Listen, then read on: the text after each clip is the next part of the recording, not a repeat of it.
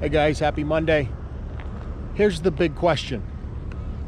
Which truck is more efficient in our application?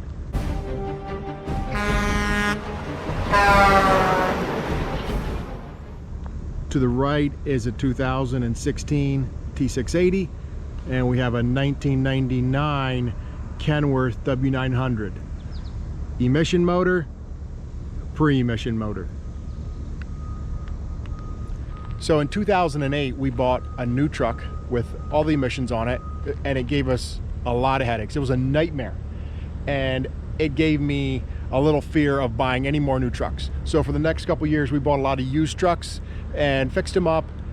And then in 2015, I decided, you know what, I'm gonna try ordering another truck with emissions, but this is gonna be a little bit different. I'm gonna do a lease through Ryder, so that way, in case I do have issues, I can always have another truck, and they can swap out the truck, and I get a different truck in. So that's what I did. I ordered 2016 Kenworth T680 565 Cummins with a 13-speed 355 ratio, and you can see it's a short little truck, nothing too huge. I also wanted to get something a little more aerodynamic. We've had mostly Kenworth W900s, a few T800s.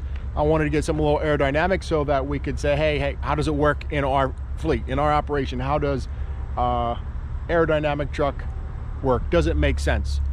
And as far as working with Ryder, that seemed to be working very well.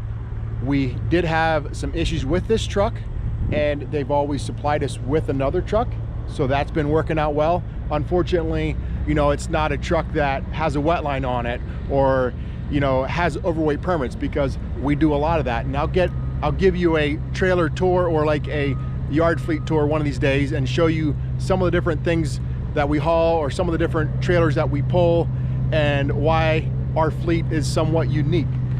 So back to this T680.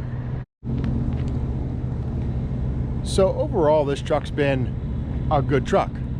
There's been a problem though. In the last 6 months, this truck has been giving us a lot of grief, and it's not Kenworth's problem. It's not Ryder's problem. It's more so Cummins emission problem. So it's the engine and it's the emission system that has been giving us a lot of grief. And here's the tricky part with our fleet. Like I said before, they will swap us out. They'll get us a different truck and they'll get us going again. But we have a wet line on this truck. And when you have a wet line on the truck that they give you does not have a wet line on. So it's kind of a unique thing. Well, the other thing is it does not have overweight permits. So the overweight permits are unique to this truck. Therefore, creates a little bit of a problem. You know, we get a truck here that we can't use. Now, I know in a lot of applications, if you're just pulling flatbed or van, it would work perfect. That's why I said the whole leasing thing worked out well. I mean, we can use these trucks for a little bit, but there's very little use that we have for a big sleeper Freightliner or, you know, International that they give us in replacement. This truck, in turn, is a 1999 Kenworth with a 2WS motor, and it has, I think the ratio is 355s as well, and you can see it's got a little bigger bunk, and it is not aerodynamic. So this 2015 or 2016, obviously you got a little bit more aerodynamics. And you know, they were really bragging. This is only a few years after they came out with the T680s, and they were really bragging these trucks up, a lot better fuel economy, on and on. Well, I'm like, hey, here's my chance. I'm going to try it. Let's see what happens. Now we have this truck. It has just over 400,000 miles on it. The truck beside it has been rebuilt. It went to about 1.4 and a half, and then it got a rebuild. And we just pay a monthly for this truck. This truck obviously is well paid for. So this T680 in our application, I just looked, overall across the board, we were averaging about 4.6 miles to the gallon, 4.66 to be exact. Our truck right beside it Kenworth W900 I didn't pull exactly, but I was looking at the rest of our W900s that we compare this truck to, and our fleet average is 4.89, and I just pulled 2 months. So for those 2 months, our fleet average is 4.89. So you can see that just because it's an aerodynamic truck doesn't mean it's always going to get better fuel mileage.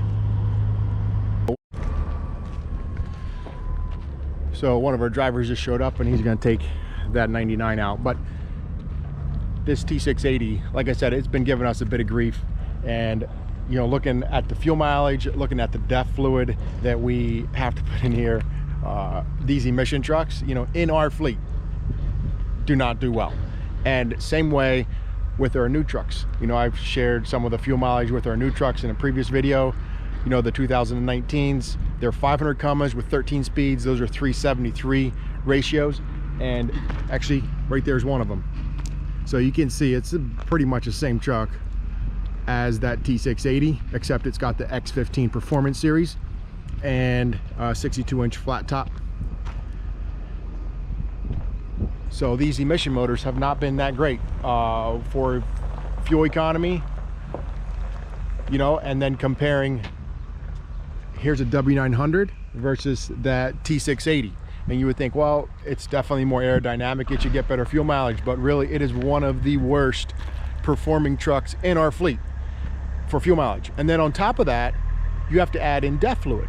As a fleet owner, it's kind of frustrating when you spend $165,000. Well, in this case it was a lease, but in this case, you know, about $165,000 on a truck, and you think, hey, it should get better fuel mileage, right? But instead they don't, and it's frustrating. You know, some of the newer trucks I get, if I get more emission trucks, I'm going to get them with a little lower gear ratio, because that is, I know that will help. I want to try like 336s, something like that. But like I said, in our fleet, we do haul heavy, so I have to be a little careful. You know, here in upstate New York, we're running, you know, right around 100,000 pounds. The unique thing with our fleet is that we do go out of state quite a bit, so our trucks they can't be built super heavy, but yet they have to be heavy enough to haul 100,000 pounds.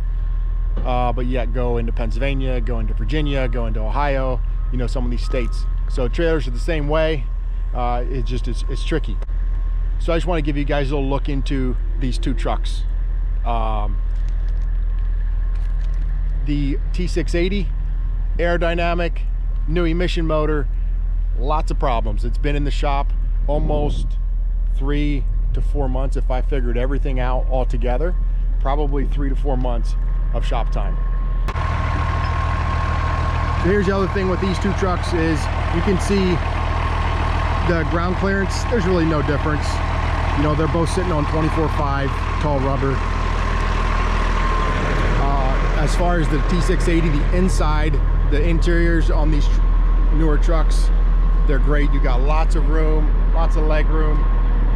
That's not bad at all. The suspension in the back, you know, I could order the suspension that I wanted. I ordered the 8-bag, and the Kenworth part of it, the truck part of it, has been great. It has disc brakes, that's been great. It's just the engine and the emissions have been a nightmare.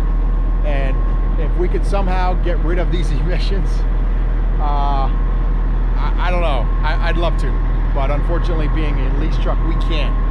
And I don't have any plans of touching these new emission trucks as far as taking the emissions off of them. I don't want to do that, and I have no plans to.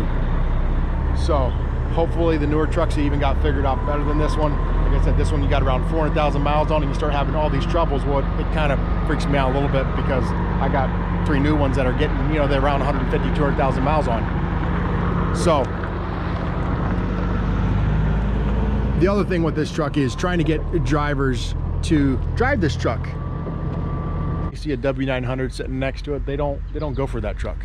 You know, you can park the two side by side, and the guys will all the time go to the W900s. They love them. You know, as far as ride, I'd say it doesn't ride any different.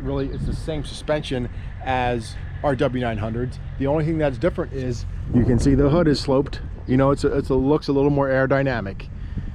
Does that make a difference in fuel economy? Unfortunately, in our application, it does not make a difference in fuel economy. Maybe if it does, it would be point something. But in our application, this 2016 T680 proved to be worse. It gets worse. It gets 4.66. Our fleet average for our W900s during the same application is getting 4.88 or 4.86. So there's my little rant for a Monday. Hope you guys enjoyed the video. Don't forget to subscribe. Have a great day.